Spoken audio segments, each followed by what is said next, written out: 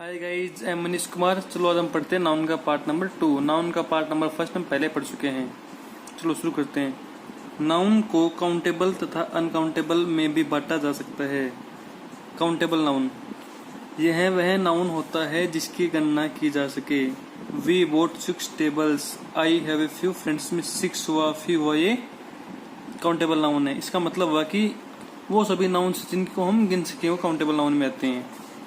देखो uncountable noun यह वह नाउन होता है जिसकी गणना न की जा सके। J Priestley discovered oxygen, they discovered to sell the furniture. इसका मतलब होता है कि ये वो नाउन होती हैं जिसको हम गिन नहीं सकते, जिसकी गणना नहीं हो सकती, ये अनकाउंटेबल नाउन होती हैं। इसमें ऑक्सीजन हुआ, फर्नीचर, वही सभी अनकाउंटेबल नाउन है। अब देखते हैं नाउन नंबर।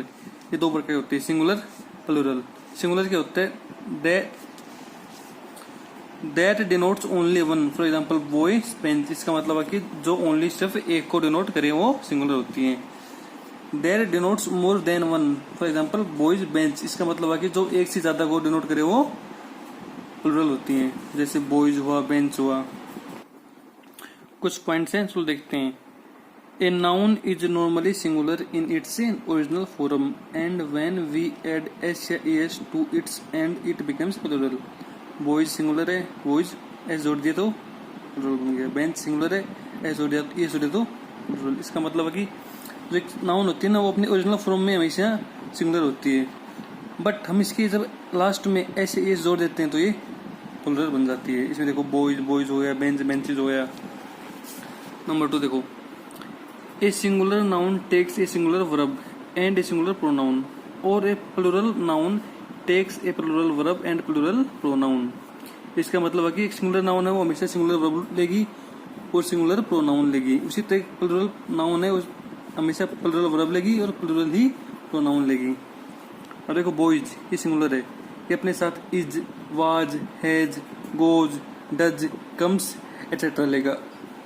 और प्रोनाउन में ही, हिम, हिमसेल्फ, दिस एटसेट्रा लेगा। समझ गए? अब देखो बॉयज क्या है, ये प्लूरल है, ये अपने साथ are, were, have, go, do, come etcetera ही लेगा।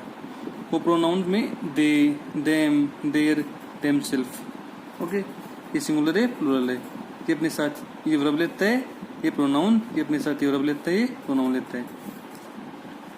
नंबर 3 पॉइंट देखो, some nouns are always plural and we can not change their spelling.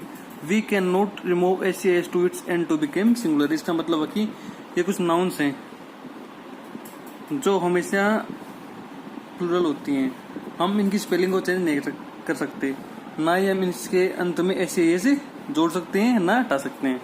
देखो कौन सी होती है, एग्जांपल देखो, एरियज, एरियर्स, कैटल, जेंट्री। वर्मिन के होते हैं कीड़े होते हैं, मकोड़े। जेंट्री होते हैं नोबल पर्सन्स। कैटल पशु हुआ। पुलिस मीन्स आमदनी। Particulars odds, goods, clothes, scissors कैंची, टोंग्स चिमटा, बिलोज फूकनी, पैंट्स पजामा, wages, thanks etcetera.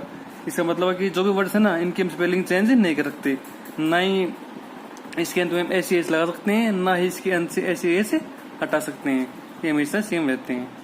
Number 4, some nouns are always singular and we can not change their spelling. आप कुछ नाउन्स हैं जो हमेशा सिंगुलर होती है और हम उनकी स्पेलिंग चेंज नहीं कर सकते। देखिए, name of a game of sports, billiards, snookers, chess, swimming.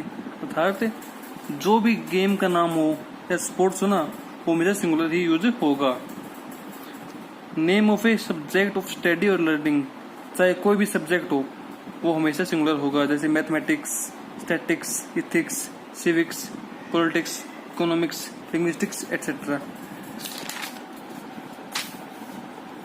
Name of a disease, अर्थात किसी भी रोग का नाम हो, डिजीज का नाम हो, वो हमेशा सिंगुलर होगी, जैसे rabies, AIDS, diabetes, mumps, measles, cholera, dementia, rickets etcetera.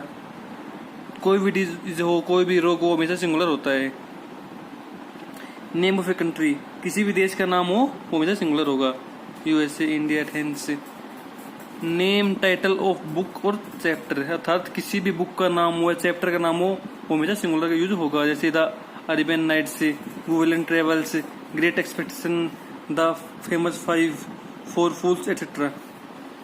देखो नंबर 5, कुछ नाउन्स का प्रयोग केवल सिंगुलर फॉर्म में ही किया जाता है। ये तो अनकाउंटेबल नाउन होते हैं, इनके साथ आर्टिकल का प्रयोग भी नहीं किया जाता, जैसे news, furniture, baggage, luggage, scenery, poetry, equipment, bread, furniture, advice, hair, information, knowledge, wastage, education, magic, footage, etcetera. इसका मतलब है कि नाउन्स है ना, ये हमेशा अनकाउंटेबल होते हैं, इनके साथ हम ए या एन का प्रयोग नहीं कर सकते, न या हमेशा स्पेलिंग चेंज कर सकते हैं। ये बहुत इंपॉर्टेंट है, इसको नोट डाउन कर लेना। नंबर 6, यदि किसी नाउन के बाद प्रीपोजिशन का प्रयोग हो और फिर वही नाउन रिपीट हो तो वह नाउन सिंगुलर फॉर्म में होना चाहिए, जैसे town after town, row upon row, ship after ship, door to door. इसमें आफ्टर व अपॉन, आफ्टर टू, इसे प्रीपोजिशन। इसके पहले वाले नाउन और बाद वाले सेम हो ना तो हमेशा सिंगुलर होगी, जैसे टाउन्स आफ्टर टाउन्स, रोज अपॉन रोज लिखना गलत है। ओके गाइज, चलो पार्ट नंबर 3 हम कल पढ़ते हैं।